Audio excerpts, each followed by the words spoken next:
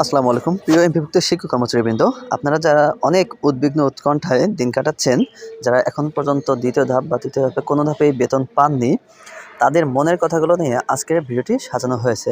আজকের ভিডিওতে থাকবে সম্পূর্ণ আপনাদের মনের কথাগুলো, আপনারা যে আমার ভিডিওতে কমেন্টগুলো করেছেন এবং অন্যান্য পত্রিকায়, দৈনিক পত্রিকায়, বিভিন্ন সামাজিক যোগাযোগ মাধ্যমে যে কমেন্টগুলো করেছেন, আপনাদের মনের কথাগুলো ব্যক্ত করেছেন, সেই কথাগুলো নিয়ে আজকের ভিডিওটি সাজানো হয়েছে।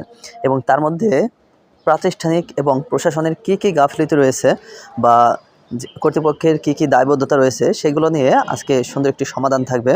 হয়তো ভিডিওটি আপনাদের ভালো লাগবে, এজন্য মনোযোগ সহকারে ভিডিওটি দেখার জন্য অনুরোধ রইল। আর প্রিয় ভিউয়ার্স, যদি আমার চ্যানেলে নতুন হয়ে থাকেন তাহলে অবশ্যই চ্যানেলটি সাবস্ক্রাইব করে পাশে থাকার অনুরোধ রইল। তাহলে আর কথা না বাড়িয়ে শুরু করছি আজকের ভিডিও। জানুয়ারি মাস শেষ হওয়ার পথে, এখন ডিসেম্বর মাসের বেতন পাননি অধিকাংশ শিক্ষক কর্মচারী। ডিসেম্বরের বেতন ভাতাদি না পেয়ে শিক্ষক কর্মচারীরা সীমাহীন দুর্দশায় পতিত হয়েছেন। এপ্রিলে বেতন দেওয়ার কার্যক্রম চালুর পর এখন বলা হচ্ছে শিক্ষকদের তথ্যগত ভুল থাকায় এপ্রিলে বেতন প্রেরণ করা যাচ্ছে না। আসলে এই কথাগুলো কতটুকু সত্য, সেগুলো নিয়ে আজকে বিস্তারিত আলোচনা করব। ইএফটির মাধ্যমে এমপিভুক্ত শিক্ষকরা বেতন ভাতাতে পাচ্ছেন খবর প্রকাশিত হওয়ার পর শিক্ষকরা আনন্দিত ও উচ্ছ্বসিত হয়েছিলেন। আশান্বিত হয়েছিলেন বেতনের জন্য পরবর্তী মাসের 10 থেকে 15 তারিখ পর্যন্ত তীর্থের কাকের মতো অপেক্ষা করতে হবে না। কিন্তু সেই আশা ঘুরে বাড়ি।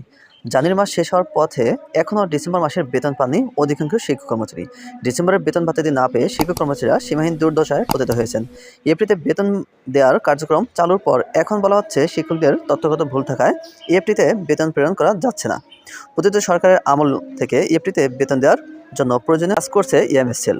কি তাহলে ঘোড়ার ঘাস কাটলো ইএমএসএল? শিক্ষা উপদেষ্টা ও শিক্ষা মন্ত্রণালয়ের সংশ্লিষ্ট ব্যক্তিবর্গের কাছে শিক্ষকরা জানতে চান, 1. ইএফটিতে বেতন দেওয়ার জন্য পরীক্ষামূলক বা পাইলটিং প্রোগ্রাম করা হয়েছিল। পাইলটিংয়ে প্রোগ্রামের সমস্যাগুলো চিহ্নিত করা হয়েছিল কিনা। 2. পাইলটিং এর সমস্যাগুলো দূরীকরণে কী সমস্যার সম্মুখীন হতে হয়েছিল এবং আদৌ সমস্যাগুলো সমাধান করা হয়েছিল কিনা। 3.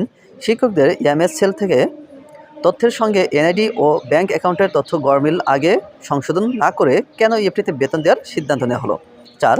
নভেম্বরের শেষ সপ্তাহে দৈনিক শিক্ষাসহ ও বিভিন্ন পত্রিকার খবরে বলা হলো জানুয়ারির বেতন এপ্রিলে দেওয়া হবে। পরে হঠাৎ করে ডিসেম্বরের বেতন এপ্রিলে প্রেরণ করা শুরুর জন্য কেন উদ্যোগ নেওয়া হলো। আর শিক্ষকদের কিছু সংখ্যক শিক্ষকদের বেতন দিয়ে এখন বলা হচ্ছে এই সমস্যা সেই সমস্যার জন্য এপ্রিলে প্রেরণ করা যাচ্ছে না। এপ্রিলে বেতন দেওয়ার জন্য তাড়াহুড়া করা কেন হলো। বেতনের শিক্ষকদের সন্তানের শিক্ষা ব্যয় ও বয়োবৃদ্ধ বাবা মায়ের চিকিৎসার মারাত্মক বিঘ্ন ঘটছে, এর দায় কে নেবে। 6. সরকারের ভাবমূর্তি ক্ষুণ্ণ ও শিক্ষকদের রাজপথে নামার ক্ষেত্র সৃষ্টি করা হচ্ছে কেন। ইএফটিতে বেতন, শিক্ষকদের বদলি, অ্যাডহক কমিটি গঠন সহ বিভিন্ন বিষয়ে শিক্ষা মন্ত্রণালয় একের পর এক বিতর্ক সৃষ্টি করছে।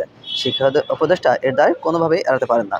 জনগণের কাছে স্পষ্ট, উপদেষ্টারা আমলাদের কাছে কাজের জবাবদিহিতা নিশ্চিত করতে ব্যর্থ হচ্ছেন।